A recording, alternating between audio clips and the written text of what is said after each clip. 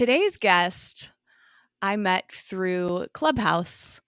Or wait, actually, now I'm second guessing that, Michelle. Did we meet on Clubhouse or did we meet elsewhere and then do a Clubhouse together? No, we met through your podcast. That's right. I'm getting it all confused now.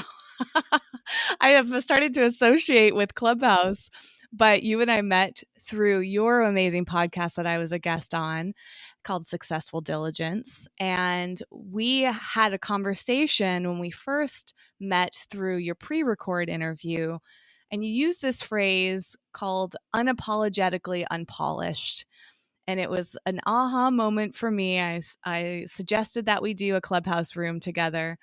And it was really resonating with people that were in the room. We did it a few times. You started your own club based on that idea. And it turned out that a lot of people were drawn to this concept of being unapologetically unpolished. And I think it's because many of us feel like we have to apologize when we don't feel that we're polished.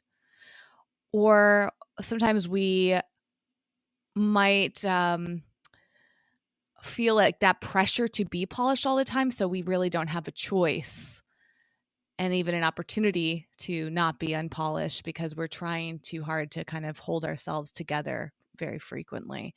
And this really comes up a lot for a lot of people on our listeners. This is a topic that we discuss a lot on this show. And I'm really curious to hear more about your view on this, Michelle, because it's something that really came naturally to you during discussion. But since you started this club on Clubhouse around it, I'm sure that you're reflecting on this a lot more and hearing from a lot of people. So I would love to hear an update on your findings around what it means to be unapologetically unpolished. Yeah, thank you so much for having me on the show, by the way. I'm so excited to be here. When we had our pre-chat for my podcast, it usually typically lasts about 15 to 20 minutes, and ours went an hour and a half, I think. So there was a definite connection. And when I mentioned being unapologetically unpolished, that is something that I've been using more and more frequently as I have embraced self-acceptance and self-compassion and embracing myself, flaws and all, perfectly imperfect. And I'm 47 years old this summer. I look like I'm 20 and I embrace that as well.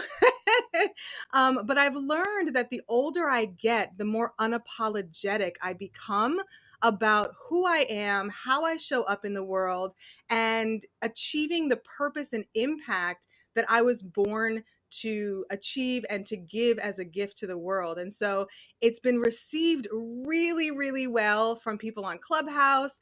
As I begin to infuse the messaging into different projects, it's been received and resonating really, really well with my audience. And it's just something that I think people have been waiting to see someone else demonstrate, to give themselves permission to also show up in the world unapologetically. You mentioned self-compassion, Michelle, and I think that this is something that I'm actually spending a lot of time working on right now because I've realized that probably like a lot of people, we have been taught to give love and give compassion to others, but to give that to ourselves. We hear terms floating around like self-love, self-compassion. I find it's much more difficult for me to give myself love and compassion versus extending that outward to others. And I'm curious, in your process of cultivating compassion and acceptance for yourself, was that difficult for you? Did you feel like it was something you had to learn because you weren't taught it as a child or a young person? And if so, what was that process of cultivating like that for you, especially for someone like me and probably a lot of our listeners, where it's difficult and we're not used to it and we weren't taught it as children? What's that like, and how do you suggest we start to cultivate more love and compassion for ourselves? Yeah, Jason, that's a great question. And I was not taught self compassion. I was actually infused with not self hatred, but definitely the opposite of self acceptance. I was born in 1974 when it was not cool and not very popular to be a biracial individual. So my mother is Jewish, my father's African American. Although I just say Black because we have no African we have no African relatives that I know of. So he was Black from DC, and my parents met and they got married the night before I made my arrival in the earth on July 19th. I was born July 20th. And growing up, it was really challenging. I was exclusively in the Jewish community, which is not conducive to interracial, biracial individuals at that time. It was not something that was common, or even, it was very atypical, I'll say. And so for me, every negative slur, bullying, being different, I internalized as something's wrong with me. And my father left my life when I was 3. And so that was a rejection of your parent, right? And so I internalized that as well.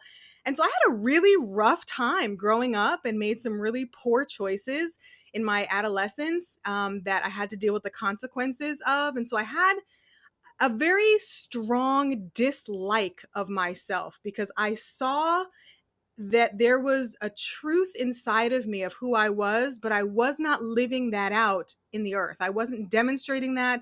I wasn't showing up in truth.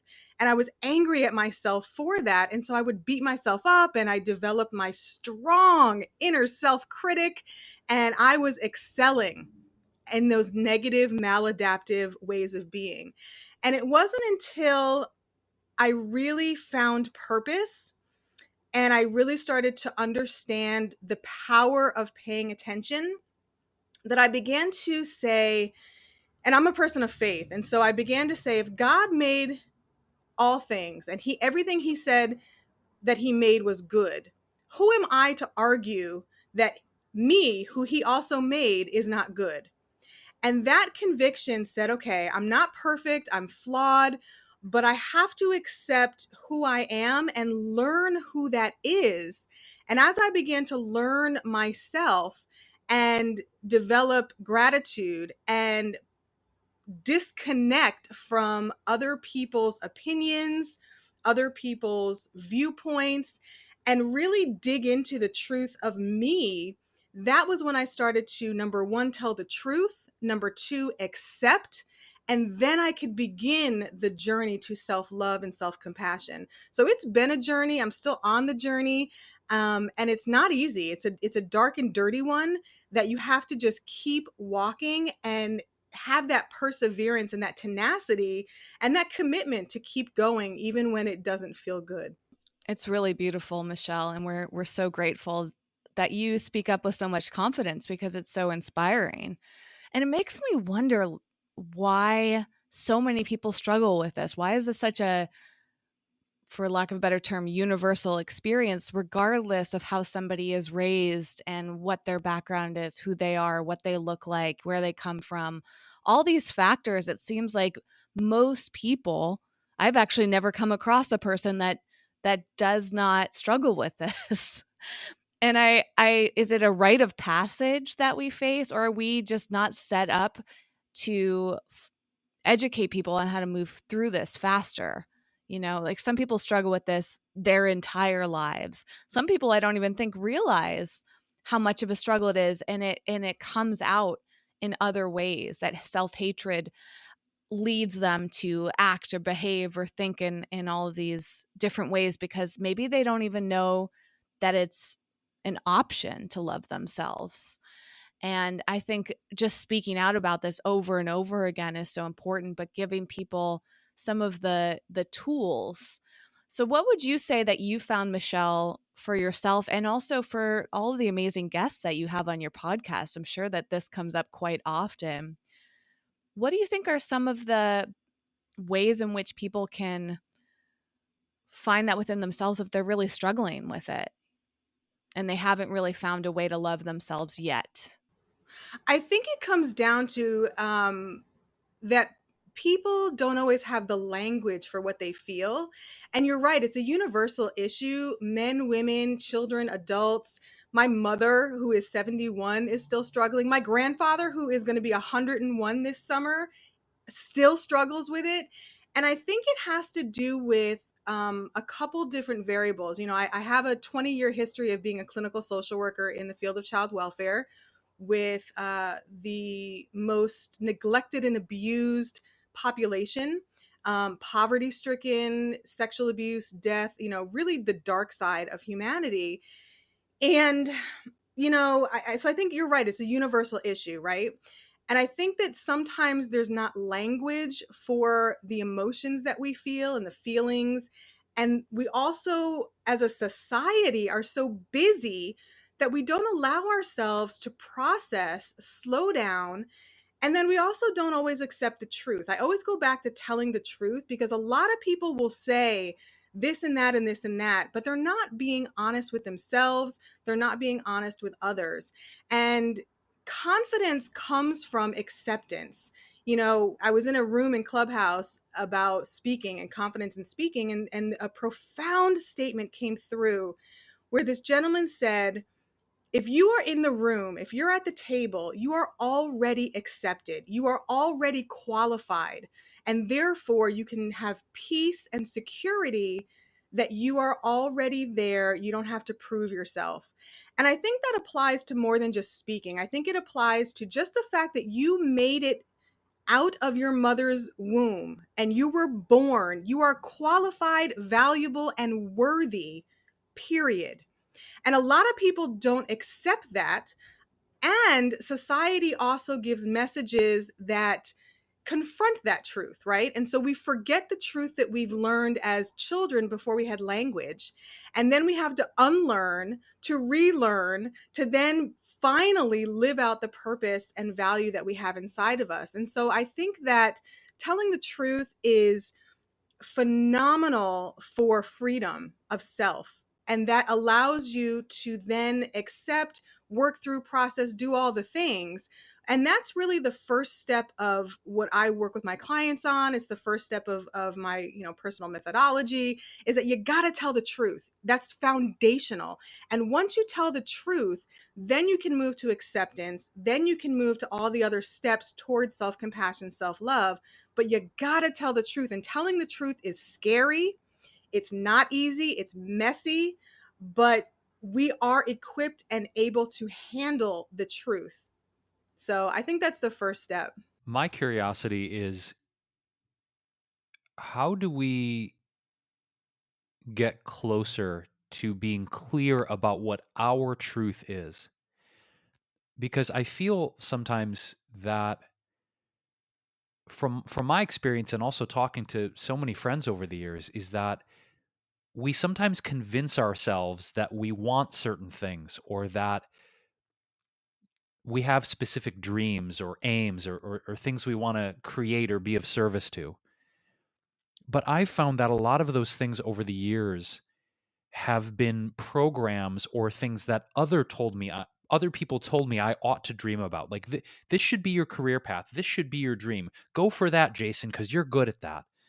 But as I got into a lot of things in my life and I started to really experience them, I realized that what I thought was my truth was actually someone else's truth that I had adopted as my own, because I wanted to be accepted. I wanted to be loved. I wanted to be acknowledged. I wanted to be significant. It was almost like an aspect of people pleasing or survival mechanisms, of believing that what other people wanted for me was what I wanted for myself. And I found over the years that those are often two very different things. And so you talked, Michelle, about the messiness of truth. But, how do we get closer to what that is for ourselves? Because I think it's very easy to confuse, like I said, what other people want or their truth, and we co-opt it as our own, oftentimes only to later realize it wasn't our truth in the first place. It was someone else's that we just adopted. So how do we clear all that away and just get to the heart, get to the core of our authentic, truthful self? Oh, Jason, I love what you just said. It resonated so strongly because I am a recovering people pleaser. I was trained from birth, I want to say, to be a people pleaser. And I got so entangled with other people's expectations, with other people's ideas about who I am and who I'm supposed to be and what I'm supposed to do. I mean, literally, that was me. And the image that comes to my mind is of an intertwined vine that I had to untangle to find the truth of who I am.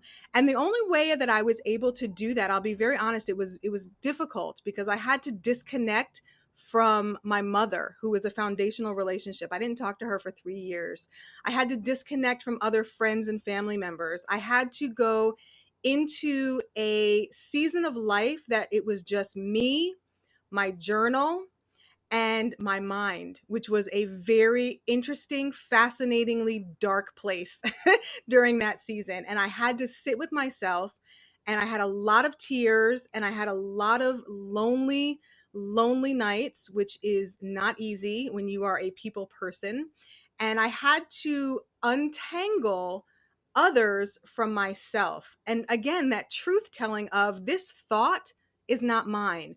This idea is not mine. And I dismissed it. And then I had to replace it with something else.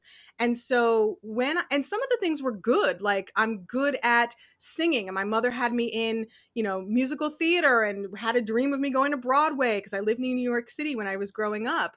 And I was on board for a while. And then I was like, I hate this. And I was getting lead roles. I would audition for the Fiddler on the Roof with a ghetto intonation, like street slang, urban talk intonation, because I didn't want the part. And they still gave me the lead part. And I was like, this is not working. And so I had to admit, I don't want this dream. This is not my dream. It was my mother's dream to go on Broadway and to sing.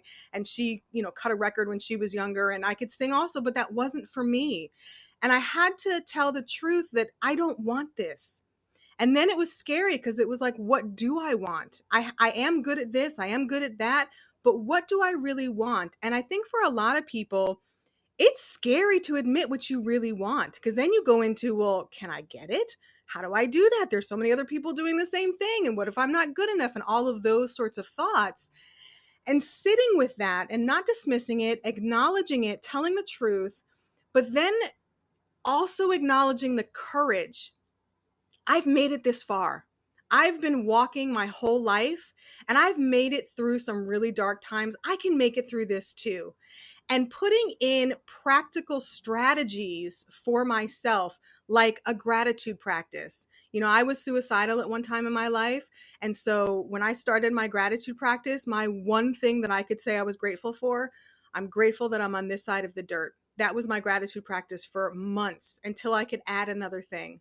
And then I added another thing. And then I added another thing. And so it was building, but I built small because that was how I could sort of digest it and allow myself to grow. So starting small with the truth and replacing the things that are not mine, that didn't belong to me, with things that do belong to me, and sitting with the uncomfortableness, being not necessarily comfortable being uncomfortable, but acknowledging I've got to feel uncomfortable to make progress. It's just part of the process.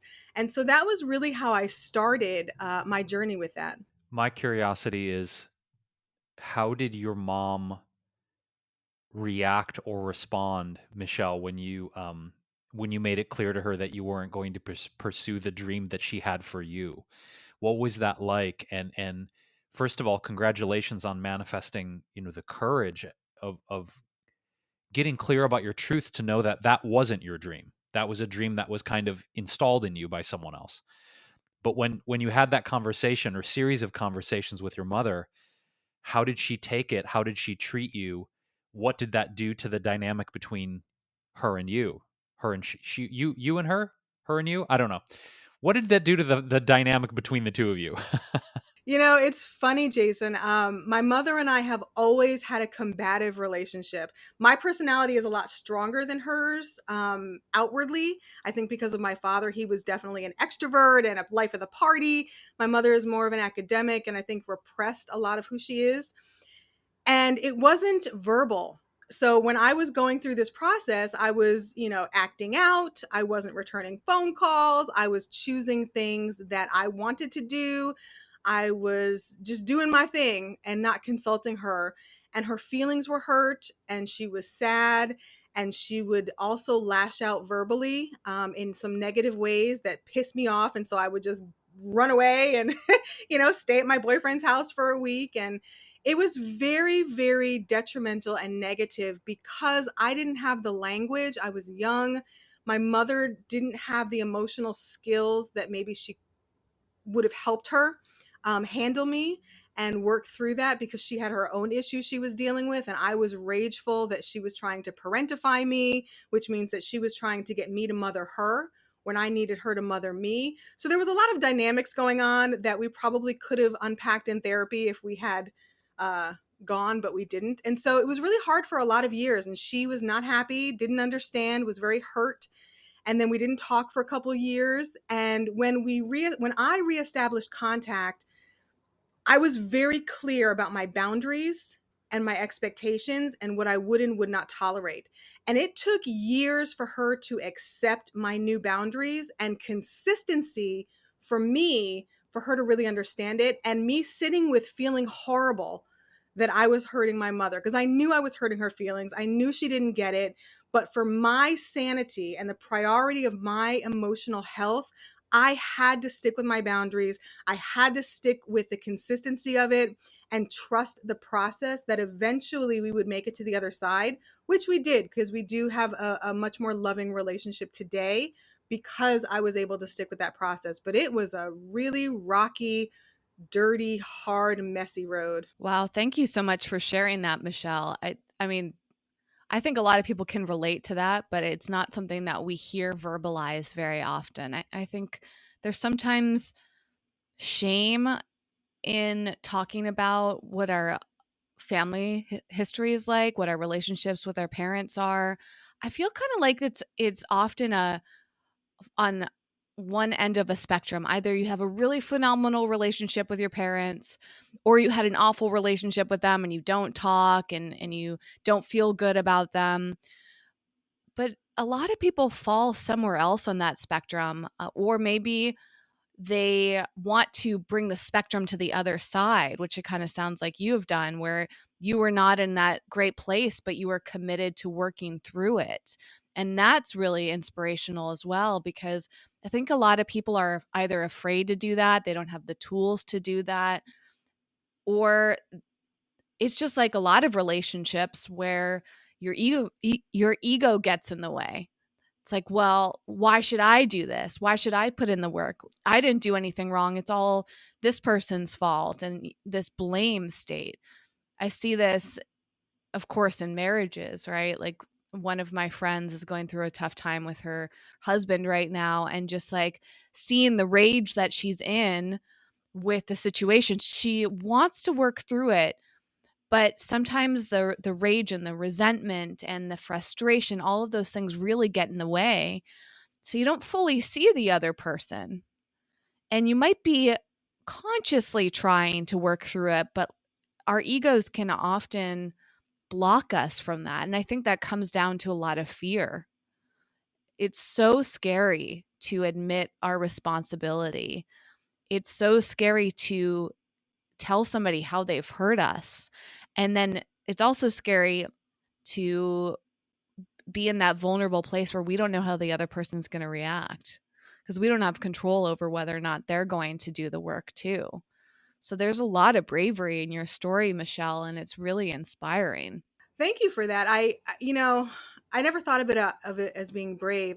You mentioned a couple things that I really want to unpack, because for years I lived in rage, and so I can definitely relate to that. I also lived in shame, and shame is debilitating. I know you've done a recent episode on the podcast about shame, so I won't dig into it, but um, I think that the biggest thing that helped me move forward through shame, through rage, was forgiveness. And it wasn't forgiveness of my mother at first. It was really recognizing I was in a pit. I was in a life that I did not enjoy. I didn't recognize myself. When I looked in the mirror, I wasn't happy.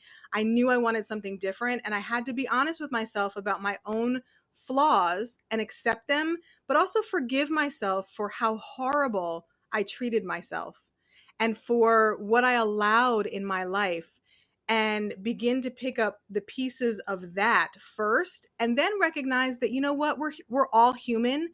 No one is perfect. And my mother did the best she could with what she had. And I had to accept that. And I had to get my nurturing elsewhere. I had to get, the mothering that she didn't have to give me from other people, like my grandmother and even my mother's friends, were mothering to me in different ways. And so I had to find what I needed elsewhere and forgive my mother for not being who I thought that she needed to be, but she ended up being exactly the mother that I did need so that I could become the person that I am today.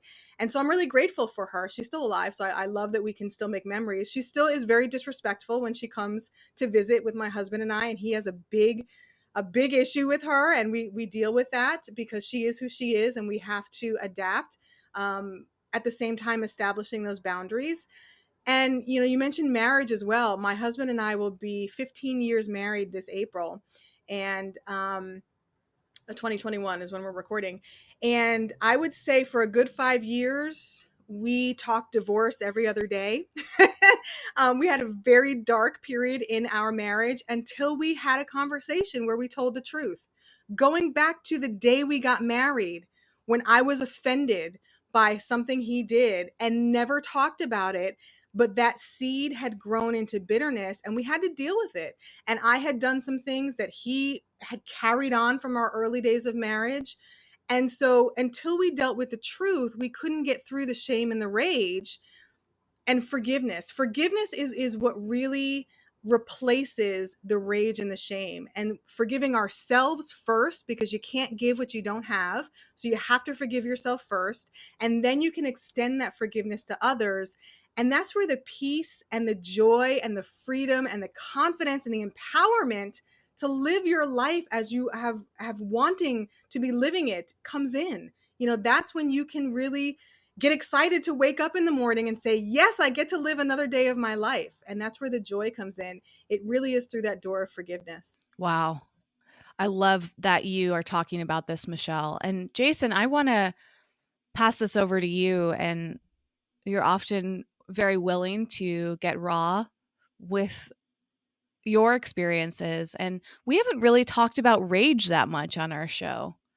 But I know that for you, and perhaps the word rage does not suit you, so I'll let you speak for yourself on this, but I do know that you struggle with anger. You feel a lot of it. And I'm curious, A, do you resonate with the word rage, and how do you handle that right now if you do? And if you are not handling it well, I think simply talking openly about it is welcome here, and how what Michelle is speaking on today is resonating with you. It does absolutely resonate, and it resonates because about a month and a half ago with my therapist, we identified that a lot of the things that I'm struggling with psychologically and mentally, not everything, but a significant portion of it is repressed rage from my childhood, from things that had happened when I was younger that made me feel extremely unsafe and extremely not protected and taken care of. And I have transmuted that rage into adulthood because I've never, first of all, it's an awareness thing. I think for me is for me it's been a process of identifying, why am I so angry? Because with my therapist, it was like, it's not really about the situation that's in front of me. It's triggering something from a repression that I didn't express this rage when I was younger in a healthy way that was allowed to resolve it within myself. So much like the example you gave, Michelle, of these things from your marriage where you might have felt triggered or hurt or and we stuff it down, right? And as a child, I stuffed down a lot of rage and I didn't even realize it. So now as an adult, I will have sometimes explosive emotional outbursts, not in the sense of how do I say this, being being disrespectful to another person or talking down to them. It's just sometimes seemingly minute or meaningless incidents. My reaction to those things is way over the top, and I've had to sit and look and like, why am I so angry about this seemingly insignificant? Why am I so deeply triggered? It's because of years and years and years of just bottling and repressing as a child. Now as an adult, it's like a volcano, and I'm doing my best to understand it and clean it up and work with it. But I do see progress, and I want to give myself a little bit of a self-love right now. I had a really painful incident happen with my neighbors a couple of weeks ago, and I'm not ready to talk about the specifics of it yet. But they've come to me and they've said, we want to talk about it. We want to create resolution with this thing that happened. And I've said to them, I said, I'm not ready yet. And the reason I'm not ready yet is because I need to get to a place inside of my heart where I can speak to them with a level of compassion and respect and clarity, because I don't want to come at them with rage. I don't want to come at them with anger. And some people don't understand this sometimes. I've had to say in different relationships, not just with the current situation with neighbors, but say more intimate relationships, like, hey, I want to talk about this. We need to and I'm like, I need time to process and get to a place where I can speak with clarity and compassion and respect toward you. Because I feel sometimes when people try and rush me to resolve a situation, if I'm in an emotional state where I'm feeling that rage, sometimes that will come out in a way that I know is not respectful and compassionate and loving. So for me, I emotionally process things sometimes where um, I not only need to calm down, but I need to make sure that I am anchored in a place of love and clarity and understanding with a person. Because I don't want to scream at someone and I don't want to put that negative emotion out into the world. So the long answer is I do deal with rage. And I feel like I'm managing it and understanding it and working to heal it in new ways that I've never done in the past. But it was a little bit shocking, to work with my therapist, and he's like, "You have a ton of repressed rage from your childhood." And I'd never had that said to me before. And when he said it, I was like, "You know what? You're absolutely right." And to your point, Michelle, it's been a dark, painful, at times excruciating exploration of myself. But in a way, I don't feel like I can turn back from it. There's almost this sense of um one thing when I've been in it is the phrase, and I'm probably paraphrasing it horribly, but like, God doesn't give you more than you can handle. So if I'm being put in the dark night of the soul and I am dealing with rage and anger and sadness and self-hatred, which I am, there's a reason I'm dealing with it. And I can't turn a blind eye to it. I can't ignore it. I can't act like it doesn't exist, because it does exist and it wants to be healed and it wants to be accepted and it wants to be looked at. So it's been really hard and really painful and really challenging. And on some level, I'm waking up every day saying yes to it. So that's a really long answer to that question. I have to jump in here. I have to, because number one, I want to say kudos to you for the courage to even embark on the journey. There's so many of us who are in the process of what you described that don't even acknowledge that they're in the process and don't have the courage to actually sit with it and say yes. And so I just want to acknowledge the courage that you have to say yes to it and to sit with it. And I think that a lot of times, because I was enraged for years, I witnessed a suicide at age 17 in our English class. And, I mentioned it earlier. And I was rageful at the response of all of us for not paying attention to this boy. But so often we don't pay attention to ourselves. So why would we pay attention to someone else, right? And we don't tell the truth. And so, what I learned through my 20 years of processing the rage of that was just like you. I had repressed rage from other things, my father leaving, certain things before I even had language that I was rageful about, people shoving food in my mouth when I was a toddler. It comes up for a reason and a purpose, not just so that we can get to the peace that we are, I think we forget that we have access to peace and we have to get through the mess in the forest to get there, but it is accessible. And you mentioned God never gives us more than we can handle. He actually does give us more than we can handle, but what he does is he equips us in the process of being overwhelmed and overburdened so that we're not walking the journey alone. We walk life alone, but with each other. And so we're never really alone. And the equipment, the support is that when you are ready, when the student is ready, the teacher will appear. When you are ready for it, and when you are enabled with enough courage to accept the truth, to go through the process, everything you need will be given to you exactly when you need it. And so, you have this therapist that will sit with you in that space. You've got beautiful friends in your life that will help you.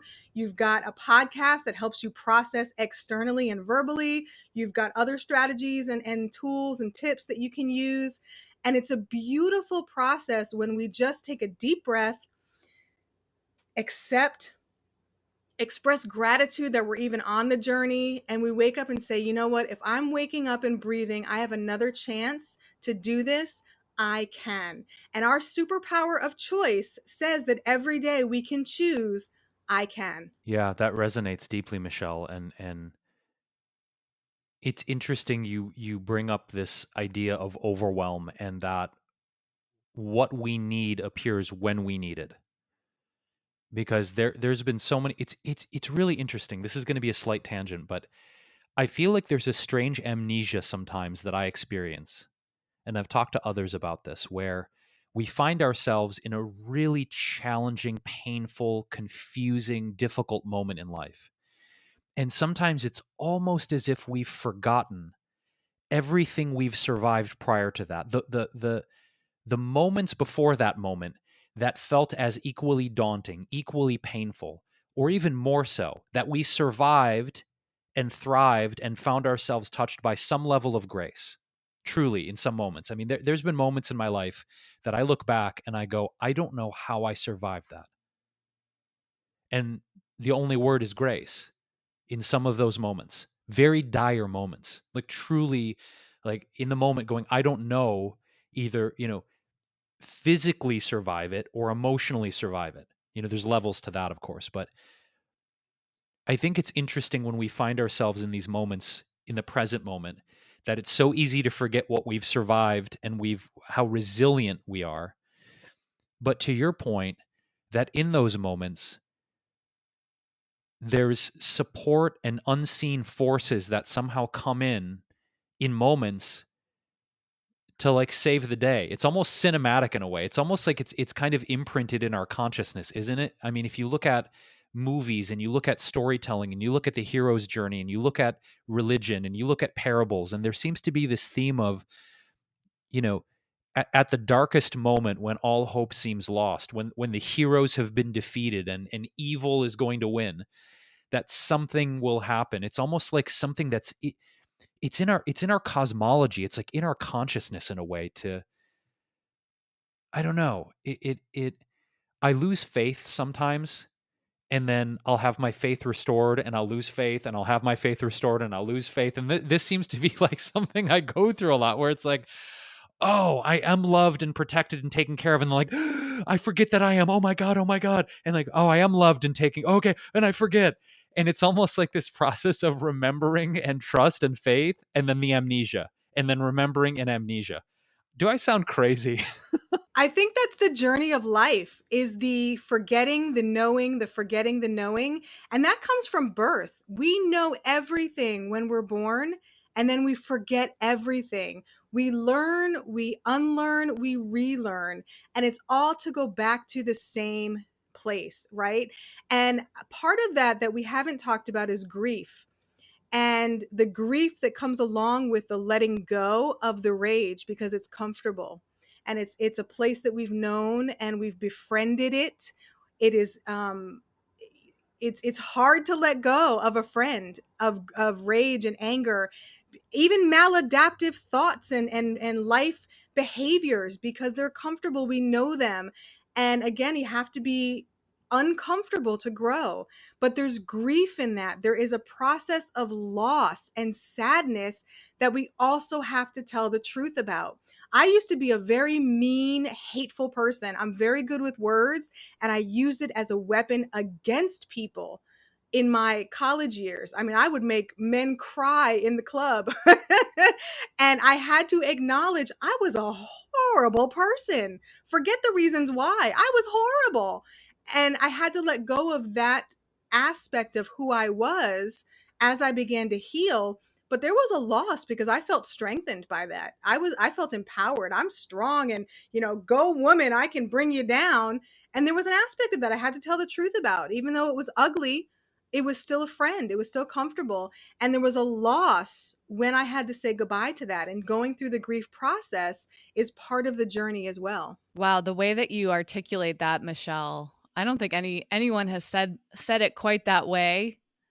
And it really resonates with me because I think that is probably going back to when I was talking about the spectrum of our relationships and our challenges and how we view life. I think that's probably one of the biggest hindrances is and ultimately one of the inspirations for our podcast is that we as human beings crave a lot of comfort. But I think over time it goes beyond the actual comfort needs that are required to survive, right? Like, of course, the comfort of a place to live. So knowing that your life is not going to be threatened because of nature and you're protected from outside forces, and we don't have the dangers that, human beings did in the past of animals. And, we're not like fending for our lives quite the same way. We have much more access in general to food and water. But now it's like we have created other issues for our mental health. Much, like now that our physical health is secured, we have all these mental health issues. And we are so drawn to comfort that we get in our own way because these emotions feel safe because we know them. Like you're saying, they're friends to us, they're familiar.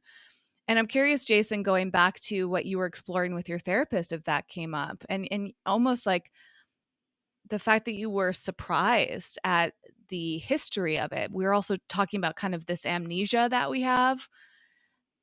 Do you feel, Jason, that you forgot the roots? Because I feel like that's common as well. Most of us, perhaps as a coping mechanism, as a way, again, to get comfortable, is we have this amnesia of the traumatic events in our lives unless we really are rooted in them. Like for you, Michelle, acknowledging some of the trauma that you've been through, you're very aware of it.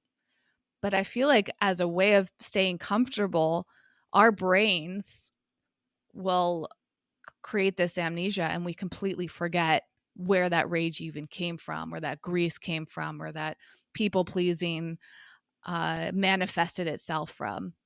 So, Jason, in your exploration, are you now clear on the roots of it? Or are you still reflecting and trying to get to the bottom of it? Where are you in that process with your rage? There was nothing that surprised me, and there hasn't been anything necessarily in terms of memory or emotional recollection, because I do remember as a child, for example, my father being physically violent and emotionally violent with my mother and I, and situations where I had to run out of the house and go to my aunt's house to call the police, and the squad car coming and seeing my father taken away in a squad car. I mean, there's so many examples of this.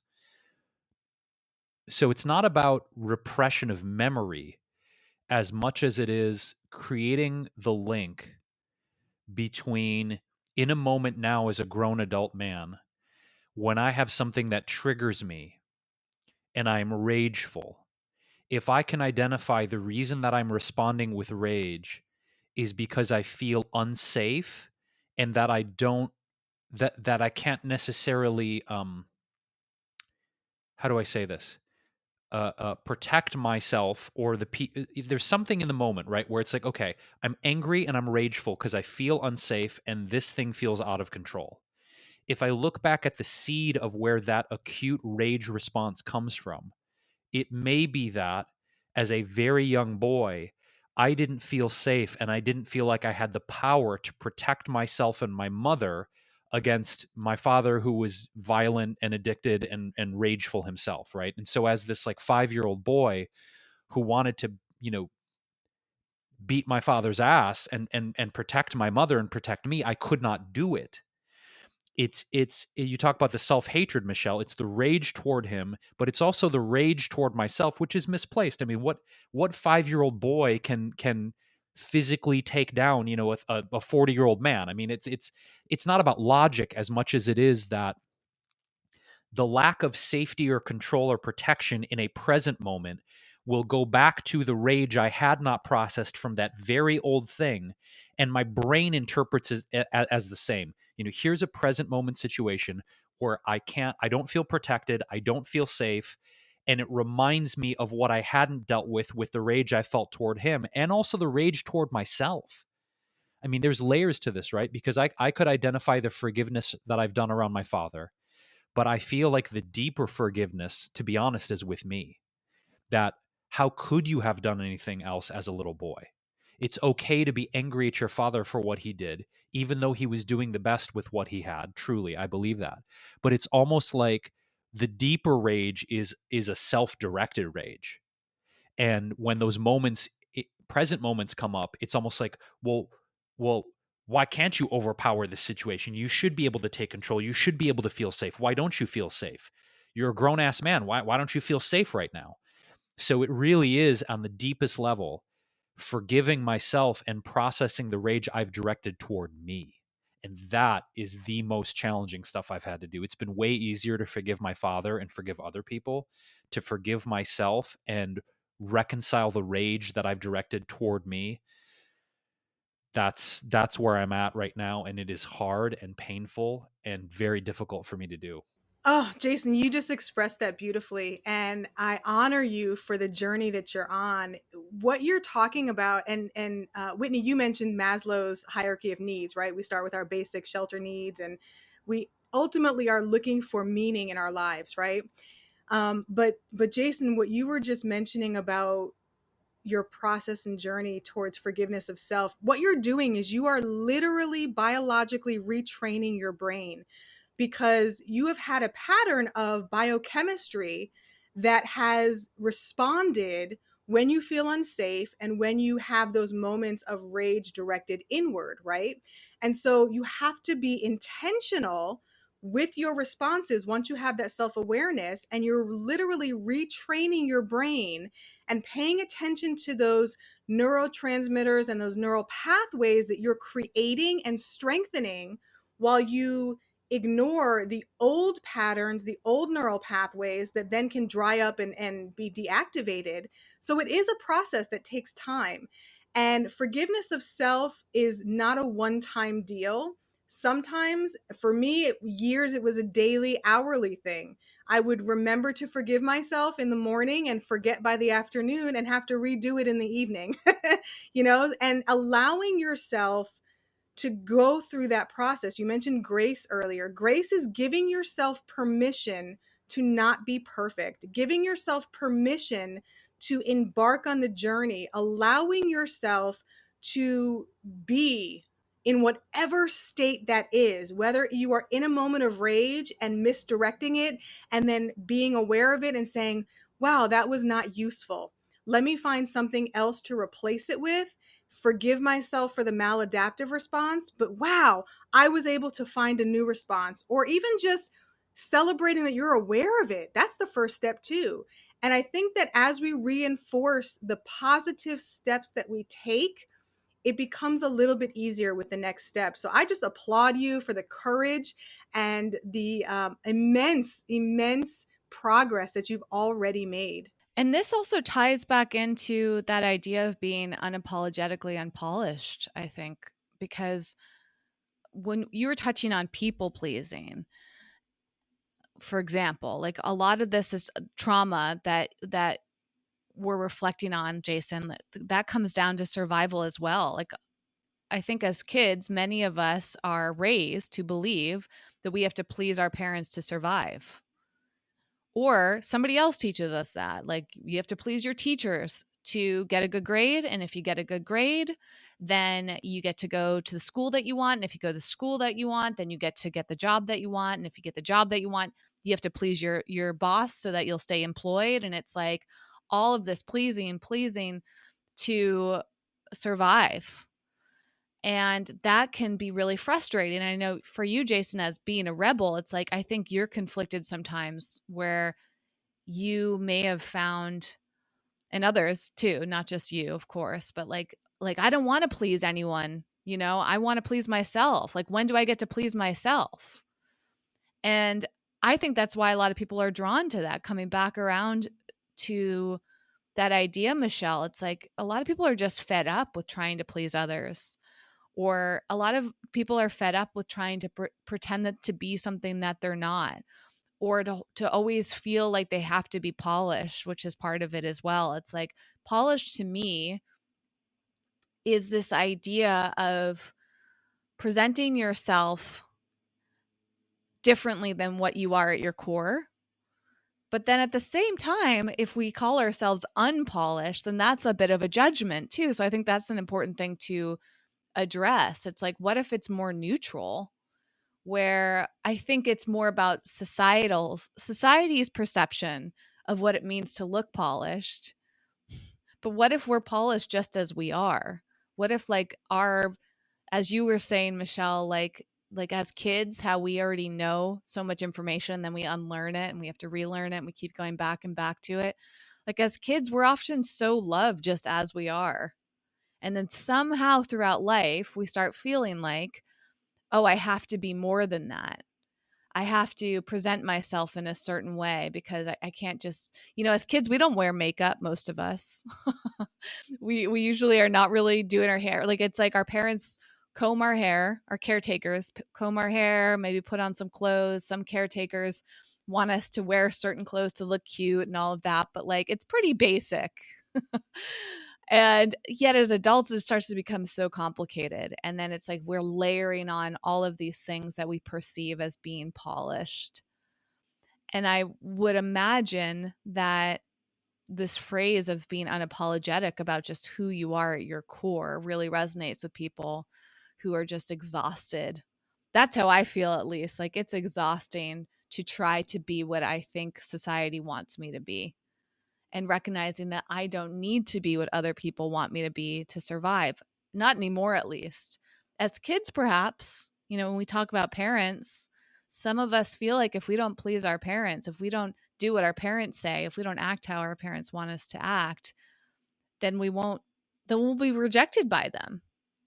And either we won't survive, or we won't get our needs met or our desires met. So a lot of us start to morph ourselves and become chameleons to just get by.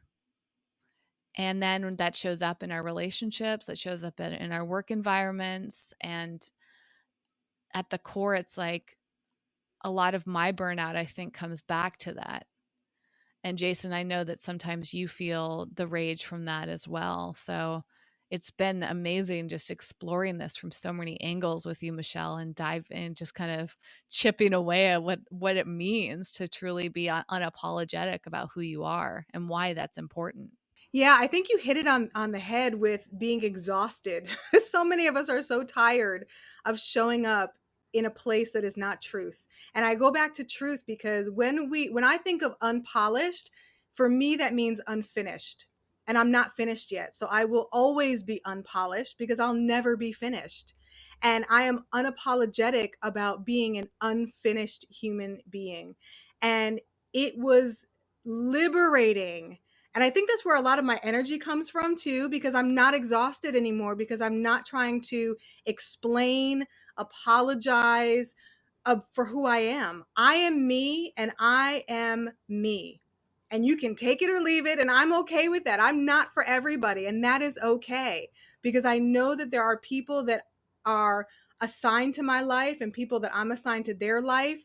And as you continue to walk, and as I continue to walk, I find these amazing humans that 10 years ago I would never have been able to engage with or interact with, because I wasn't who I needed to be. I was still apologizing for who I was. I was still people pleasing. I was still hiding under layers the truth of who I am.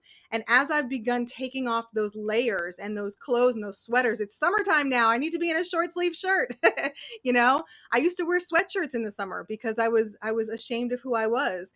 And now that I am unapologetic that I'm unfinished and that's okay. And I am who I am exactly in the process of where I am. Life is a joy and life is beautiful.